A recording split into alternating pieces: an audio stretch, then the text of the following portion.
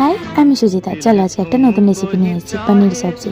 তার জন্য গাজর ক্যাপসিকাম কুচি কুচি করে কেটে নিয়েছি, আদা কুচি করে নিয়েছি, পনিরগুলো টুকরো করে নিয়েছি, আর কাঁচা লঙ্কাগুলো দু অর্ধেক করে নিয়েছি। আর এদিকে চার মগজ নিয়েছি, কাজু বাদাম নিয়েছি, আর গোটা গরম মশলা নিয়েছি। তেল গরম করে পনিরগুলো একটা একটা করে দিয়ে ভালো করে ভেজে তেলের মধ্যে তুলে নিয়েছি। তুলে নিয়ে গরম তেলে গোটা গরম মশলা ফোড়ন দিয়ে গাজর কুচিগুলো ছেড়ে দিয়েছি। গাজর কুচিগুলো তুলে দিয়ে একটু নেড়ে সামান্য নেড়ে নিয়ে ক্যাপসিকাম কুচিগুলো তুলে দিয়েছি আর লঙ্কাগুলো। তারপরে একটু নেড়ে নিয়ে আদা কুচি আর কাঁচা লঙ্কা বেটে নিয়েছি, বেটে একটু নুন দিয়েছি সেই ভাজাটায়, আর বাটা মশলাটা দিয়ে নেড়ে নিয়েছি।